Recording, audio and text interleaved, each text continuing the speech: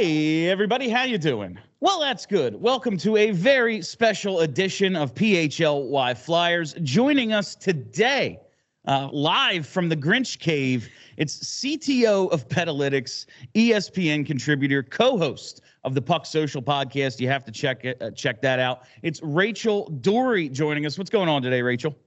Nothing really, just I'm pretty fully booked, like I got Jazzercise, I got to solve world hunger, I got to stare into the abyss. There's lots going on, but we got to talk about the Flyers. So we had to add that to the schedule today as well. So I'm basically booked at this point. You know what I mean? Absolutely. I'm very happy that you could join us today. Looking forward to this one. I was going to start asking about your favorite haberdasheries, but I guess we can move to actual hockey stuff. Considering you claim not to know that word on the show today, that was very funny. But the outfit tells me, in my life. The outfit tells me you visited a haberdashery or two. I want to start with the Four Nations, face-off, Rachel. The roster reactions, especially for Team Canada. I just wanted to get your thoughts on that. Travis Sanheim, Travis Konechny make it from the Flyers. What were your thoughts on the Four Nations rosters? I have some thoughts, for sure. Definitely some thoughts. I would like to know where in the Four Nations rule book it said nobody named Thompson is allowed to participate in the tournament because Tage Thompson being omitted from the United States and Logan Thompson, who is in the Vezina conversation, being omitted from Canada is even more embarrassing. Like, Canada already has trash goaltending, and they're like, you know what? We're going to leave our best goaltender this year at home. So I don't understand what's happening there. Clayton Keller not making it, Cole Caulfield, and we're taking, like, the New York Rangers are an objective mess right now. But yeah, let's take a couple New York Rangers. That's a good idea. And then on Canada's side, it's like, yeah, we got to take penalty killers. I'm like, stop trying, and they do this with the World Juniors too. Stop trying to fill roles and just rely on your depth of skill and try and run other teams out of the rink. Like, I don't understand it. The U.S. has the best goaltending in the tournament, like, by far, and in terms of depth and skill and everything. So Canada leaving their best performing goaltender at home is it's definitely a choice. Certainly, yeah, definitely a choice that I was not happy about. I understand why Bedard wasn't on the team, Celebrini, but I think at the end of the day, it's like a bit of a marketing situation, and like you're gonna get kids to watch if Connor Bedard or Macklin Celebrini are there. So I look at the leaving the kids off, and like you have this obvious hit commercial with all the Gen Z references, and it's like, this is the league now. This is what it is. Here's your great marketing opportunity. International best on best. Yeah, we're not taking any of them. I just found that kind of odd. And the roster construction thing, like, it's Canada. You have all the best guys. Just use them. But it is what it is. Maybe you're waiting for Joey Decord to get that Canadian passport, and then all will be okay, Rachel. Which, that's the other thing I don't understand. I, as a non-professional hockey player, got a passport in 2 days. If Canada wanted him, they'd have called up the passport office and been like, get the passport done. Thank you. And then it would have been fine. Like, that to me was a nonsense excuse, and Canada looks a lot different if Logan Thompson and Joey Decord are their goaltending tandem with Jordan Binnington than they do with guys who have save percentages below 900.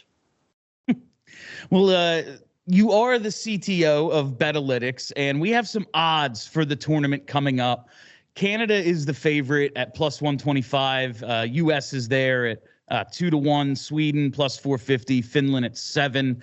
These odds are at Bet365, one of our presenting sponsors here. Just want to know, like, in your opinion, with something 2 months out, do you see value in like betting on this as a future rather than maybe just waiting for the individual games, waiting to see how the tournament plays out? Do you see any value in that?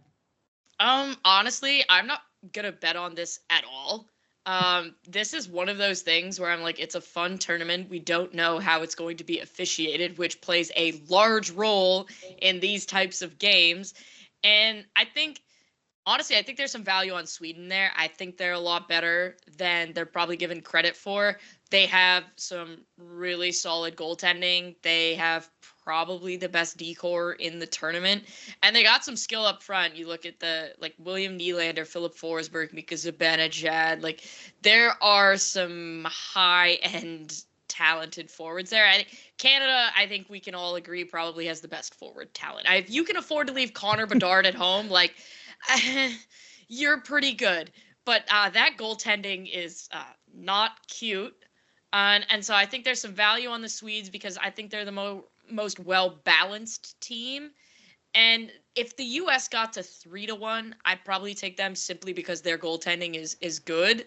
But generally speaking, like, I probably won't place nary a bet on this entire thing just because there's so many factors. Like, there's no home ice to contend with. There's no really travel to contend with. But we don't know how they're going to officiate this, whether they want to call it tight or they want to call it like the Cup final where you just kind of have anarchy. And I think it favors certain teams if that's the case. And so I would be waiting for sure. All right. Just what's your level of interest in this thing? It's 2 months out. I know, like, I've gotten a lot of messages. Some people excited for it. Some people like, oh, it's just some made up thing. At the very least, it's a replacement for the All-Star game, which is unwatchable. So, like, at least it's actual hockey. Like, where are you just as a hockey fan interest level in this Four Nations face-off? Certainly more interested than the All-Star game. The All-Star game's, like, not for us. It's for kids and sponsors. Like, it's not for us. We've been begging for best on best hockey. And so we are finally getting that. The thing I'm most excited about, I finally, after way too long, get to watch McDavid, Crosby, and McKinnon play together. I literally do not care about anything else. I want to see those guys play together. Like, that is, I don't even care what your power play units are. For like one shift, put those three out there together just to see what happens. Like, just let it happen and go from there. So I think from a level of interest, like, I'm not that interested in the outcome of the tournament or anything like that. Like, I'm probably going to take some vacation, but I will absolutely be planting my butt on the couch to watch McDavid, Crosby, and McKinnon hit the ice together because we haven't seen that before. And given where Crosby is in his career, I do think he will probably stick it out for the next Olympics. And Connor Bedard's going to be on that team more than likely. So I think we'll get like the foursome on there, which will be super fun. But this is really like one of the last times we're ever going to have this opportunity to watch two of the game's greatest players play together. And you add Nathan McKinnon in there. Like, it's kind of fun. So I'm looking forward to it from that perspective more than the actual tournament. Like, the fact that Draisaitl's not there because Germany's not there, the Czech Republic's not there, for obvious reasons, Russia can't be there. But, like, the reality of the situation is like, it's not the Olympics. Like, this doesn't really matter. So it's, I'm on it. I'll tell you, like, it doesn't matter. There's no Olympic gold medal. There's no, the Four Nations face-off. He tore it up. That's an argument for someone's Hall of Fame candidacy or something. Yeah, but I just always think about that. I always think about that World Cup in 2016 where it was just a way for Adidas to sell jerseys. And then you turned it on, and the players really cared. And that made the hockey great. So I'm kind of just looking forward to that. I want to talk about the Calder Trophy race right now. Obviously, in Philly, it's basically all we care about. It's the point of the season. Playoffs, cool, whatever. I want to see Matvei Michkov win it. He is the favorite right now at minus 200. He's got 27 points in 28 games. Celebrini coming on really strong. He's at plus 170. And then the next closest guy is Lane Hudson at 20-1. Do you see any value in betting this market because it's kind of already just down to two guys? Do you have a favorite? You think maybe Celebrini can pull the upset? How are you feeling about the Calder Trophy race? I have none of those three, actually. I have Dustin Wolf. Quite frankly, Dustin Wolf, in my model at Betalytics, we have player value.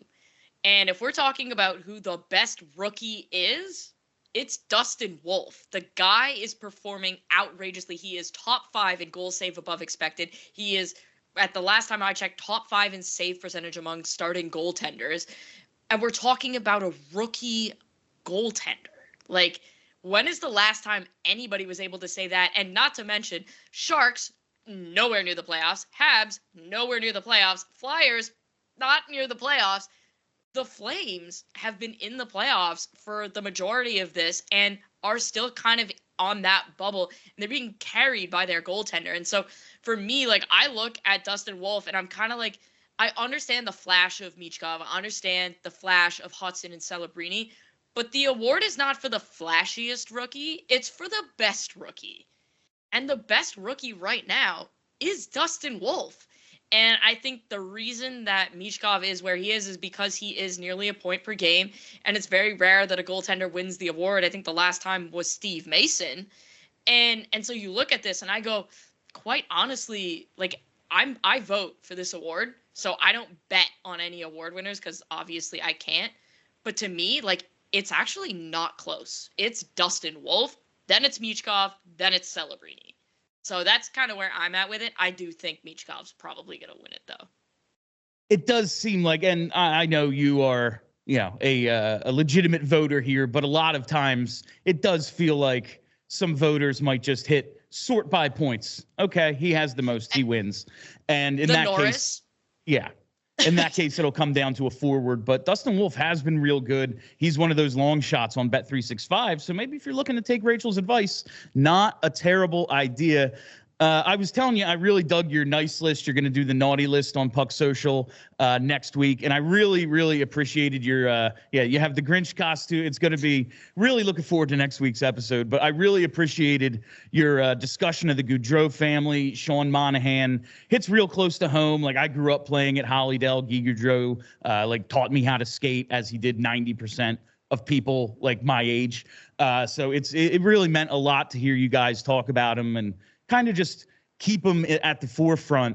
But I got to ask about the naughty and nice list. You didn't have John Tortorella on the nice. If you had to list him on one or the other, because I just get such a freaking big kick out of him, how would you list John Tortorella, naughty or nice? He's on the nice list for sure. And honestly, for many reasons. I think John gets a bad rap because he can be a bit of a hothead. The reality of the situation is, this guy has found a way to connect with a young Flyers team. He's also, like, I've been in the game. He's a really kind human being. He truly cares about his staff. He cares about his players. He holds you accountable, but he cares about you. He'd be the first guy to put his arm around you and help you out. And let's be real, as people who work in media, this guy, like, is a content machine. Him and Paul Maurice, like, top of the nice list for the media, because constant quotes every day. Like, if you're in the media or you're a player, he cares about you, fantastic. And now you're in the media and he's giving you constant quotes on a day-to-day basis. Like, how could you be upset about that? Like, it's just it's a constant stream of content all the time. And I mean, I love him for it. I think it's fantastic. He's on my nice list every day of the week. It's to your point. We already got, and it's just a practice day. They played last night. Already got a great quote out of him today, talking about how he lost the battle on the Michigan. He doesn't like it, but you know what? He's got Matvei Michkov. There's nothing he can do about it. It was like 5 sentences. Just absolutely, he is the best. I just have one more thing here for you, Rachel. I got to see the Red Wings up close last night. I got to ask a neutral party, because just watching what the hell they are, I don't get it. Like, they have Dylan Larkin and Alex DeBrincat, couple of prime age, very good players. They had 7 straight picks inside the top 10 at one point. But then it's just like Kane, Tarasenko, Andrew Kopp, Ben Sherratt, Eric Gustafson. What the hell is this team? What is the Yzerplan? The Yzerplan? Like, can someone explain it to me? Yeah, I mean, and those picks, like Mo Seider, a lot of people were hating on Yzerman for that. That turned out to be a pretty darn good pick. Simone Edmondson's coming along. Marco Kasper's in his first true year in the league. Lucas Raymond's really taken a step. Sebastian Cosa's finally starting to find his footing here. So, like, they are getting it. But, man, the Andrew Kopp, JT Compher, Ben Sherratt contracts, Justin Hall also, like, yeah, not great. I mean, you can't. Not only are you blocking younger players from getting opportunities, those guys impede your salary cap. Like, those are some of the worst contracts in the league, bar none. like not good, not naughty list contracts, real bad. So I think when you look at the Red Wings, they've got guys that and that are playing well, and they're young guys, or they're DeBrincat and Larkin. But then you're signing guys to these contracts that are way too long, way too much money, and blocking guys from playing. Like Justin Hall does not need to be making $3 million. Ben Sherratt doesn't need to be making what he's making, and certainly doesn't need to be taking a spot from a guy like Simon Edvinsson or Albert Johansson or whoever the case. Like, the Red Wings have such good young talent that they need to continue to use that talent and not sign guys like Tarasenko and Hall and Kopp. And I don't love doing this specifically around the holidays, but like, they need new coach. That to me is clear. They need a guy who's good with young players, which rules out Gerard Gallant almost immediately. I don't know. Like, I think when you look at Detroit on the whole, I do think they need a coach that's maybe a little bit more new age, good at communicating with teams, like with players. Like, if the Penguins were to move on from Mike Sullivan and I'm Steve Yzerman, I'm like, I'll just pay for his stuff to be moved directly from Pittsburgh to Detroit in a Jim Montgomery type Boston to St. Louis situation. That's kind of the route I would go. And the other guy I might look at is Jeremy Colleton. I don't think Claude Julien necessarily wants to be a head coach anymore, so kind of like rules him out. But you need a guy that's really good at communicating with younger players, and I think those guys are a couple of guys that could really help the Red Wings kind of along in their process here. All right, Rachel, I really appreciate your time today. I know you're pressed for it, so let the people know where to find you. Yeah, you can sign up for Betalytics. We got football, hockey, soccer, basketball, baseball. It's all kinds of craziness. It'll help you beat the books and make good bets and read my stuff on ESPN. And, of course, Puck Social. We have some fun on the podcast, and we got the Naughty List coming up, and then we got a special episode with Jeff Merrick dropping the first week of the new year, where we have really good conversations about the NCAA and CHL, where that's going. We talk about mental health in hockey and where that's going, and just really good deep conversations. We try and make it a little bit more of the social side of the game versus just the nitty gritty of hockey. So that's where you can find me. All right. I hope to have you back before the holidays, Rachel, but yeah, I got to schedule it, and I'm terrible at that. So if we can't connect before then, Merry Christmas, Happy Holidays, Happy New Year, etc. Thanks for joining us today. Thank you.